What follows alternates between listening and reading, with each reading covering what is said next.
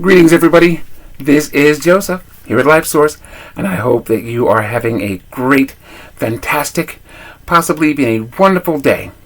So, let's talk about diversity or versus unity. So, I've heard it said for a decade or more now, maybe 2 or 3, that diversity is our strength, and I am confirmed and agreed upon that. Diversity is a strength for every society, every government, every community, every club. Diversity is a key strength. That means we bring our different views, we bring our different experiences, we bring our different cultures and backgrounds, different levels of wealth. All of those things. Certainly, it's really great if we can bring our different ethnic concerns, our diverse, our different types of food. I like spaghetti just like I love Mongolian beef, and I also love ribs and fried chicken. Actually, I also like chicken soup. What I'm saying is this: that all of that is from different cultures. The noodles from China. Oh, great, especially pho. For those of you who know Vietnam, all of that diversity is fantastic. And like I said, you've heard me say before, I tend to think of diversity in terms of food.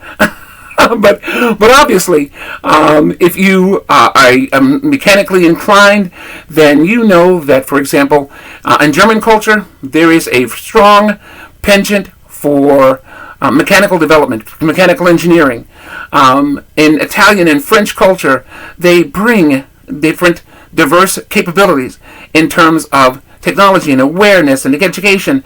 And certainly in Jewish culture, there is an awareness in social development, in societal order, and all those kinds of things that are important. There's the black experience, if you will, the African experience, where we just bring all kinds of skills in terms of entertainment, in terms of musical artistry, and in fact, in terms of organizational structure that you can find, say, for example, in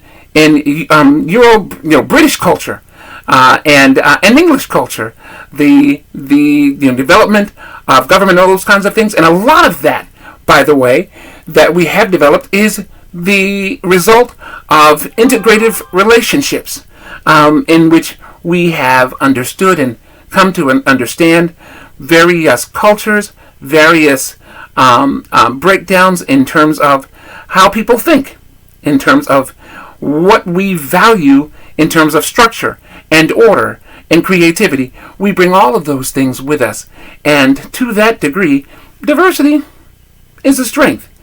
But I'll tell you, it is not the strength to be envied or to be pursued. The number one strength that all of us really need to pursue is unity. I'm not just a black American.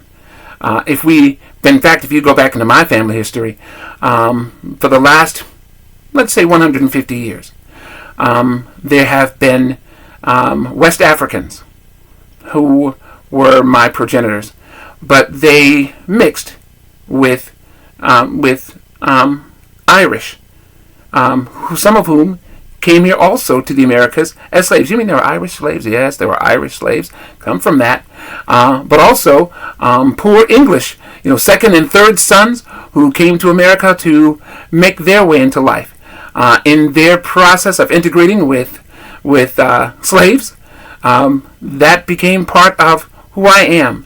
Oh, but not just them. That my great-grandparents were also Creoles, and I think probably there's some relationship with that with Cajuns. My cousins, you can't even really be sure that what they're speaking is English some days, and so there is all of that integrated into who I am. The 3 sets of Native American tribes who would have made up my family as well over the last 150 years, and of course, on my other side of the family, guess what? They're also Jews. Yes, everybody's involved, and that serves to make me and my immediate family the unifying diverse background that I'm encouraging you to consider, and that is that diversity isn't our strength. Diversity is certainly in the ballpark, given the entire background that I come from, in terms of some of my family who were wealthy, most of whom were not, some of whom were slaves, some of them were not, some of them was hunters and warriors and gatherers and farmers, and are today. But I'll tell you, some of them are not.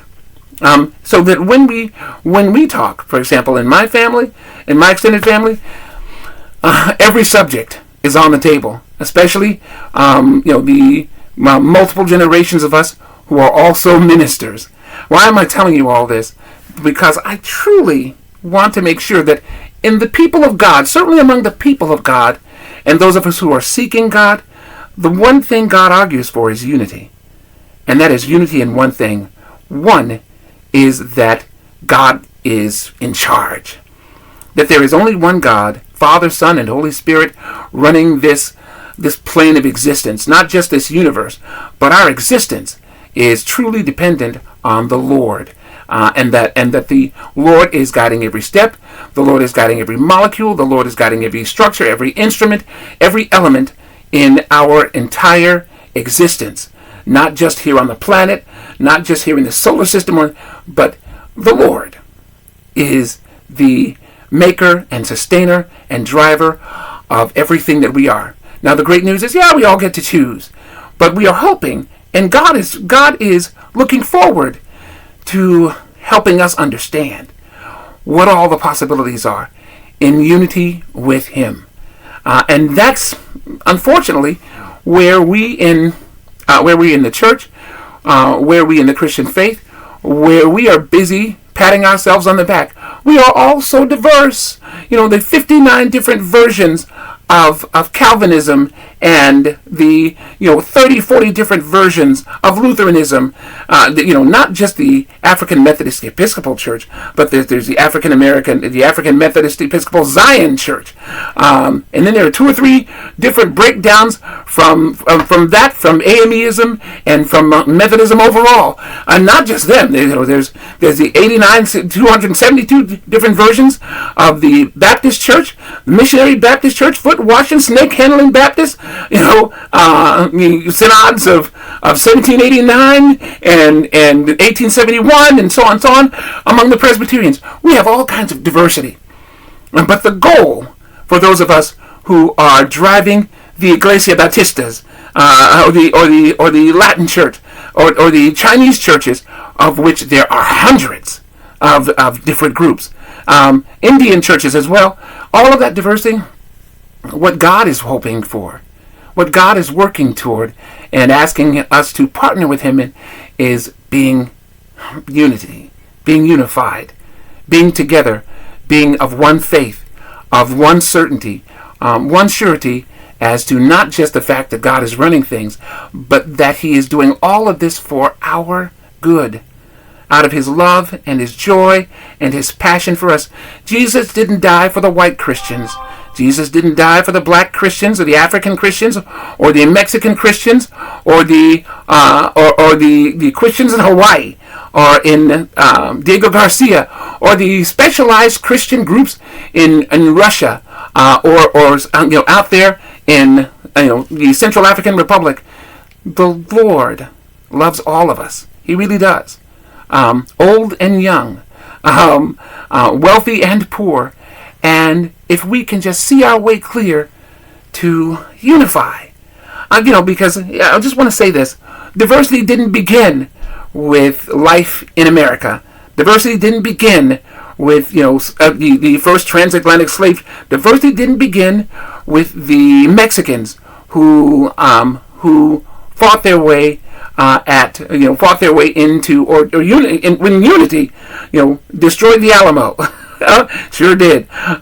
Diversity didn't find its way in with the conservatives and the unionists versus the rebels, and the folks who fought on the side of the South. No, that's not where diversity began. Diversity began with God's creation of life on this planet, in this universe.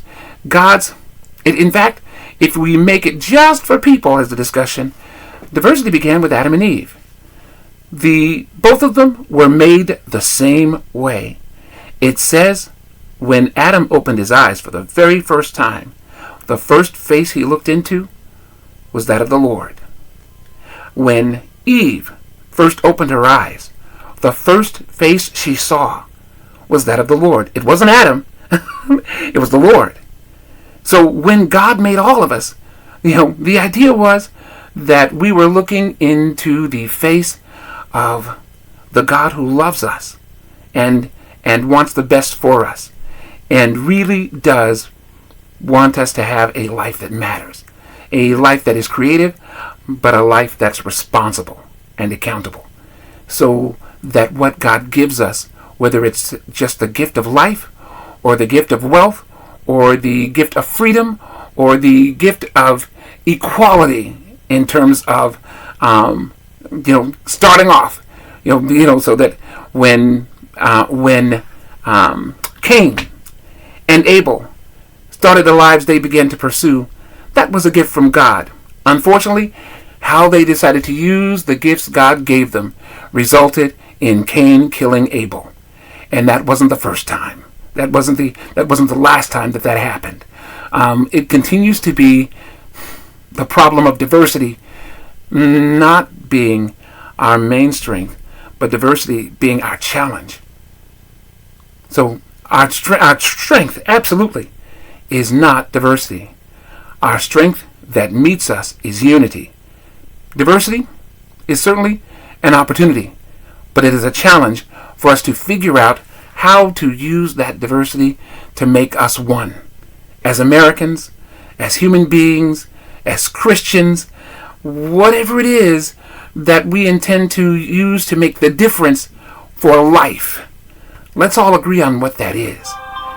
Because today, as Joshua would say, for me and my house, our unity is in the Lord. And that's where we stand.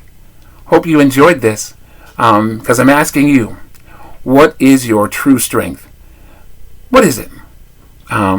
Is it your color? Is it the multiple or only language that you speak? Is it the fact that you are wealthy? Or that maybe you're somebody really politically important? Or maybe it's that, as one guy said to me, all I know how to do is kill people. That's not, the best skill to envy, but some people do. All I knew how to do is be a prostitute. Okay, all right. Tell you what, every gift we have is meant by God to be used for something that matters. Is meant by God to be used for something that matters. Thank you for listening. And I would say, if you can, spend some time talking to God about the gift that He gives you that will drive unity for all of us. Peace out, everybody. This is Joseph at LifeSource. Party on, dudes.